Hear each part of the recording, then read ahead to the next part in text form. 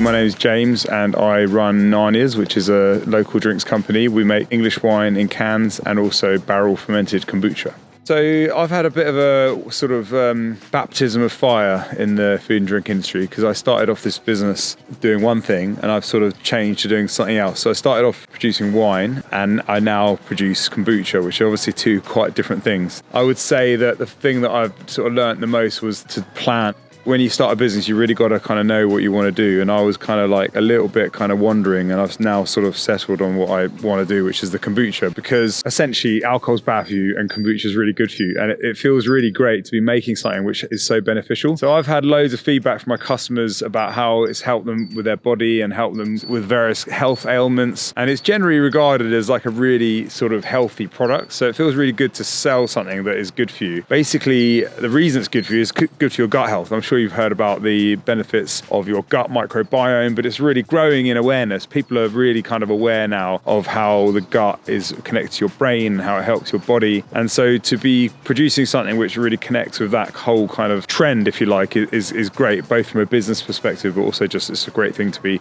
involved with. Currently, start of 2025, my goals this year is just to grow the kombucha business. I've actually decided to stop producing wine and focus entirely on kombucha. And what I'd like to do is basically move out of my garage and get a unit, a proper brewery. So it's expansion really, but I'd quite like to expand properly, continue to barrel ferment. I'm not gonna like go and sort of cut corners. I wanna keep brewing like authentic homebrew style kombucha, but just on a slightly bigger scale.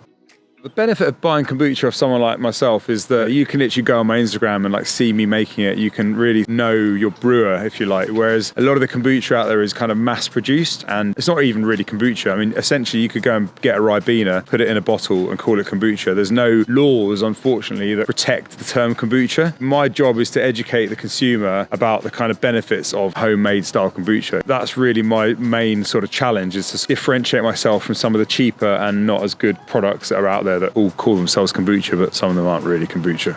My kombucha is sold mainly in Bristol, although it's online, so you can, anyone can buy it, but it's primarily sold in shops and bars in Bristol and also on a couple of markets. So I do Froome Market and I do White Ladies Road Farmers Market. So I love doing the markets because it's kind of direct sort of feedback from your customers. I get people come and taste it. They tell me how much they love the kombucha. And I mean, to be honest, like I wouldn't even have started this business had I not started on a market. I started selling my cans of wine on a market way back in lockdown, thinking that would be a good way to sort of shift some stock. And no one was really interested in buying canned wine on a Saturday morning in Clifton, but I sold loads of my kombucha. And at that point, I was literally selling it in these bottles, like champagne bottles, without even a label on it. And people would come back week after week, go, oh, we love your kombucha. And it really kind of encouraged me to sort of keep going with it. And so without the market stall, I really wouldn't be where I was now. I'm still on the markets. I love doing them, but it's also in shops. I've got it on tap at the Tobacco Factory and a couple other places. My kombucha is available online, on tap, and also just through shops, wholesale.